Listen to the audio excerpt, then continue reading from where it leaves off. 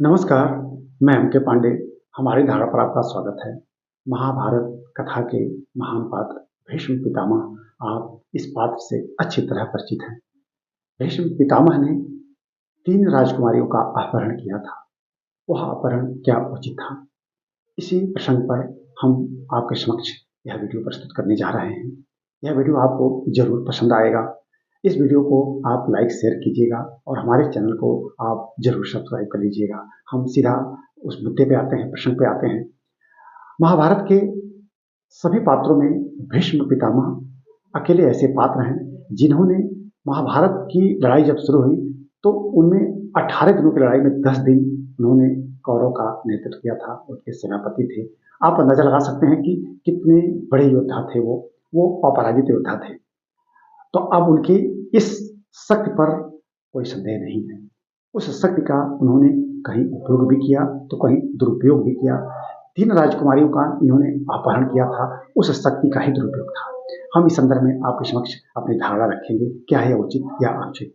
आपको मालूम है कि उस समय स्वयंवर हुए करते थे। जो राजकुमारियां राज परिवार में राजकुमारियां जब विवाह के योग्य हो जाती थी तो राजा स्वयंवर रखते थे। फिर स्वयंवर में न्योता दिया जाता था, राजकुमार आते थे तमाम राज्यों के।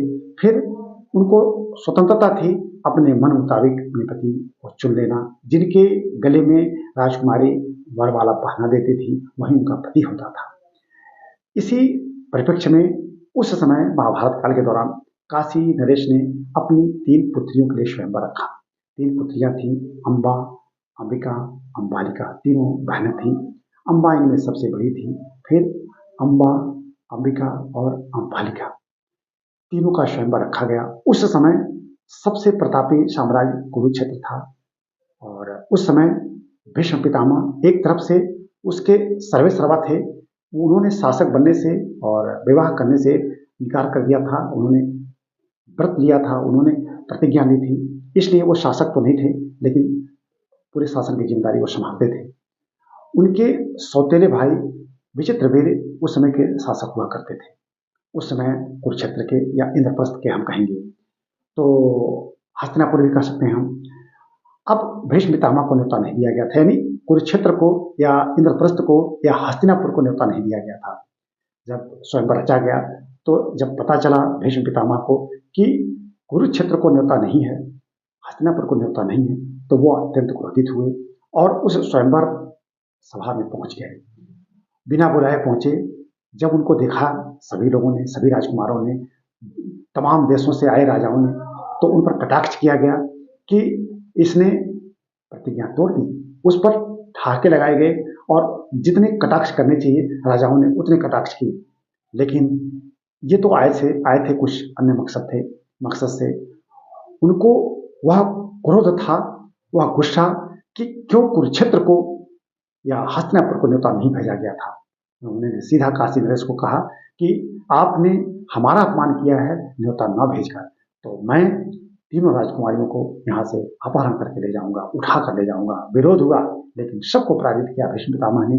शक्ति का उन्होंने अपने प्रयोग किया। शक्तिशाली, सर्वशक्तिशाली थे, इसमें कोई दो राय नहीं थी। तीनों राजकुमारियों का अपहरण किया उन्होंने, अम्बा, अंबिका, अंबालिका।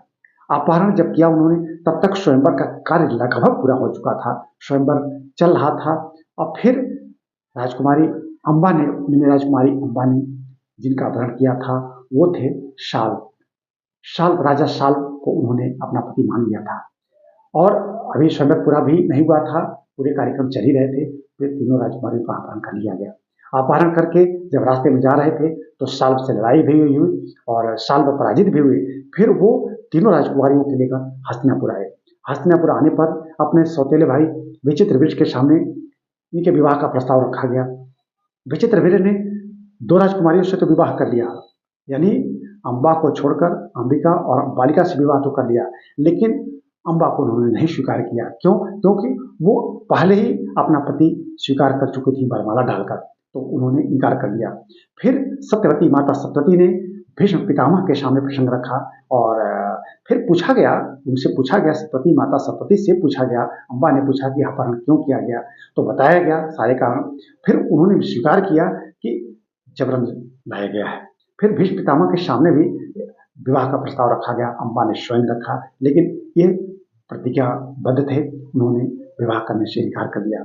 उधर विचित्रवीर्य ने भी विवाह करने से इनकार कर दिया।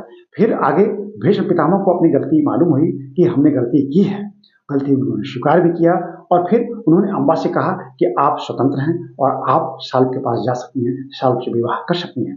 अम्बा जब शाल्व के पास गई तो शाल्व ने भी इनकार कर दिया। शाल्व ने इनकार कर दिया। शाल्व ने यह कहकर इनकार कर दिया कि हमने पहले वरण किया था, लेकिन अब आपको दान में हमको दिया जा रहा है, इसलिए हम आपको स्वीकार नहीं कर सकते हैं। यानी तीन तरफ से अम्बा अस्वीकृत की गई, स्वीकार नहीं किया गया। यह अम्बा का घोर अपमान था और इसके लिए उन्होंने सीधा जिम्मेदार भीष्म पितामह को माना।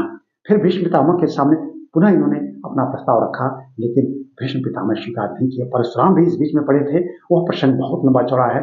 हमने इसके पहले वीडियो में परशुराम भीष्म जो संघर्ष हुआ था उसका पूरा विवरण दिया है, आप उसे देख सकते हैं। तो इस तरह से अम्बा काफी क्रुद्ध हुई और अम्बा में हृदय में इतना प्रस्तोध आया कि वो इसके बाद न जाने कितने कितने राजाओं से उन्होंने संपर्क किया भीष्म पितामह को पराजित करने के लिए। उनको एक तरफ से हराना ही नहीं था मकसद, उनको मार डालने की भी उन्होंने प्रतिज्ञा ली थी।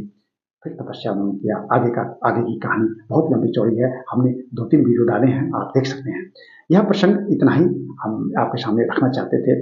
अब यह क्या उचित था, क्या अनुचित, अब इसके पीछे जो महात्मा आता है, जो कारण बताए जाते हैं, जो स्वयं भीष्म पितामह ने कहा कि हस्तिनापुर को न्योता नहीं दिया गया था और काशी नरेश के वहां या काशी राज परिवार में हस्तिनापुर की वैवाहिक संबंध होते रहे हैं। इस दृष्टि से पहला अधिकार था हस्तिनापुर का काशी नरेश की जो राजकुमारियां थी, उनकी पुत्रियां थी, उनसे विवाह का सबसे पहला अधिकार हस्तिनापुर का था, लेकिन न्योता नहीं दिया गया। तो राज परिवार की मान मर्यादा सम्मान रखने के लिए उन्होंने अपहरण किया था। अब आपके सामने यह प्रश्न छोड़ दिया जा रहा है। हम एक तर्क वितर्क करते हैं, हम एक निष्कर्ष पर नहीं पहुंच पाते हैं। आप भी इस पर अपने निष्कर्ष निकालिएगा और आपका कोई अगर अच्छा निष्कर्ष निकलता है तो हमारे पास भी कमेंट कीजिएगा। मुझे जहां तक लगता है कि यह प्रसंग बड़ा ही रोचक है और विचारणीय है और इस पर विश्लेषण होना चाहिए, क्या यह उचित था या अनुचित, क्या अम्बा तीन तरफ से अस्वीकृत की गई तो क्या अम्बा का अपमान हुआ था या नहीं। आपके समक्ष प्रश्न रहेगा, आप विचार कीजिएगा। हम इस वीडियो को यहीं बंद करते हैं। मुझे विश्वास है कि आपको हमारा यह वीडियो जरूर पसंद आया होगा। इसे लाइक शेयर कीजिएगा, हमारे चैनल को सब्सक्राइब कीजिएगा। धन्यवाद।